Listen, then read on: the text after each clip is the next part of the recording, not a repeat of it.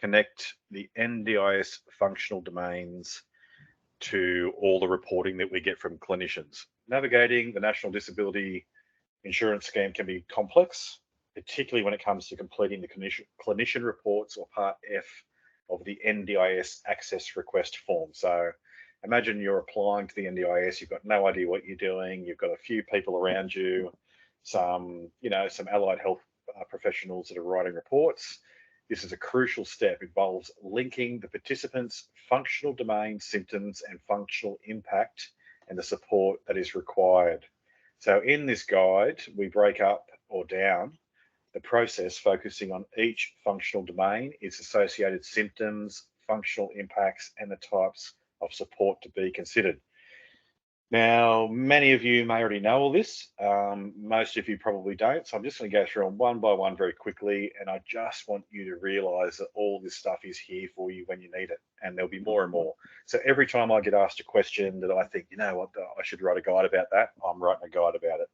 I'm trying to distill very complex information into actionable pieces of, whether they're articles or blog posts or guides or whatever they might be. I'm trying to distill really tough stuff down into things that people can use and take action with. So functional domain number one, mobility and motor skills. So some of the symptoms are paranoia, anxiety, sensory sensitivity, and compulsions.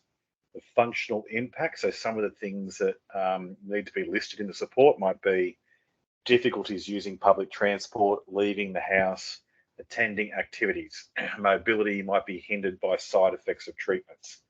Supports considered, again, language that should be in the reports, accompaniment for travel. So we might be able to get some support workers to accompany a participant for travel, provision of low stimulus options, and maybe there are some low stimulus options of travel, personal support to build confidence, and provision of aids, equipment to overcome movement difficulties.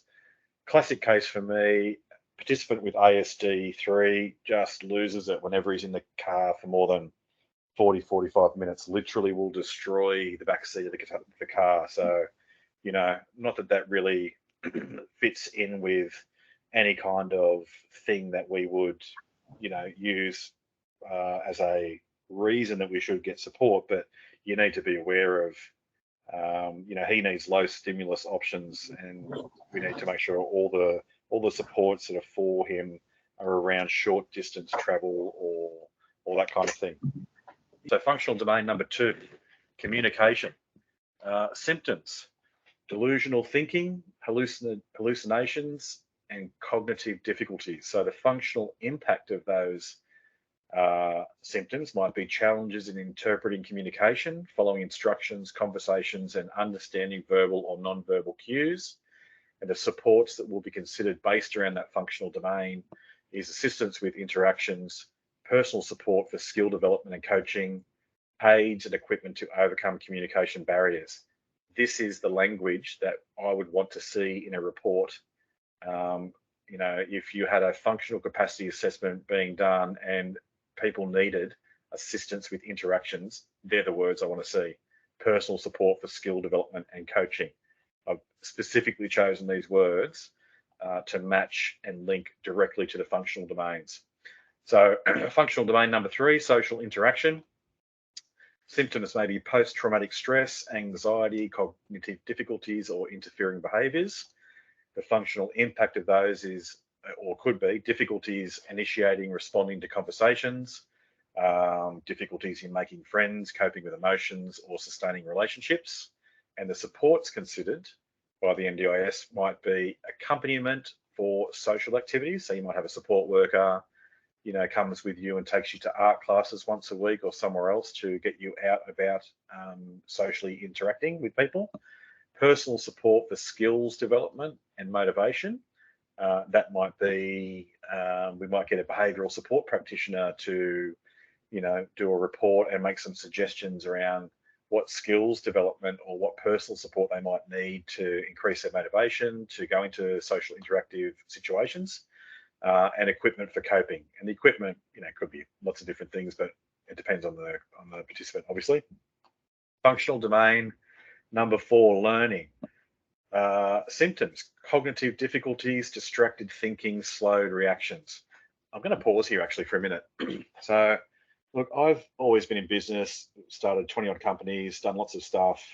My beautiful wife's a visual artist.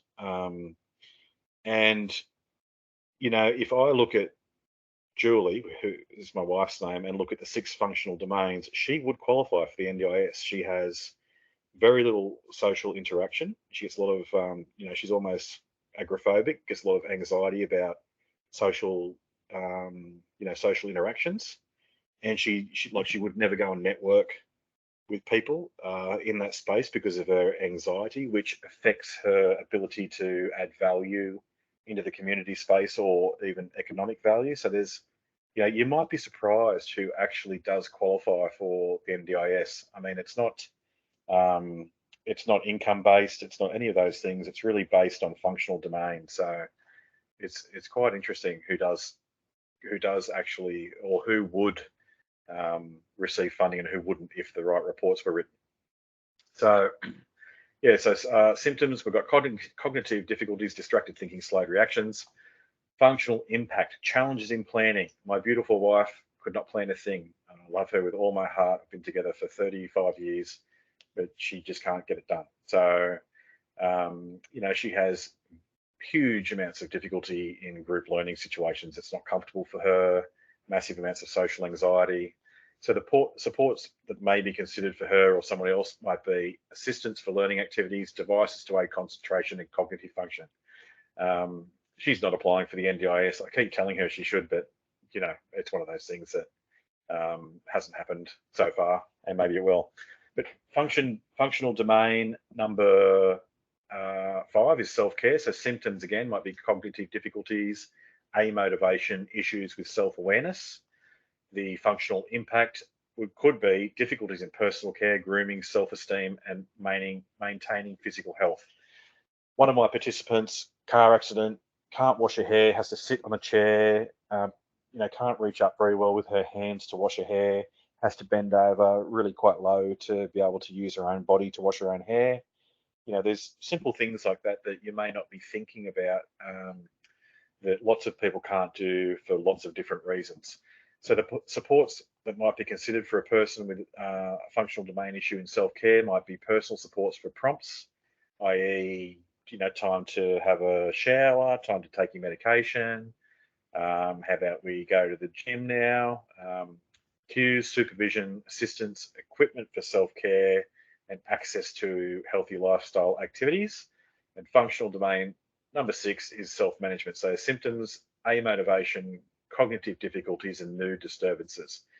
Functional impact being struggles with motivation, decision-making, organisation, and managing responsibilities. And the supports the NDIS may consider supervision, prompts, assistance with managing responsibilities, personal support for skill development, and behavioural management. So, conclusion is, completing the Clinician Report, or Part F of the NDIS Access Form, requires a thorough understanding of how functional domain symptoms and functional impacts and supports needs are interconnected.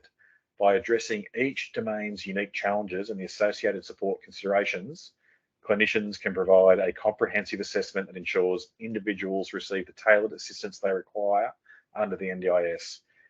This guide serves as a valuable resource to enhance the accuracy and effectiveness of the assessment process, ultimately benefiting the participants' access to vital support services. It's a go back to document. You know, what are the functional impacts? What supports am I recommending? What are the functional impacts? What supports am I recommending?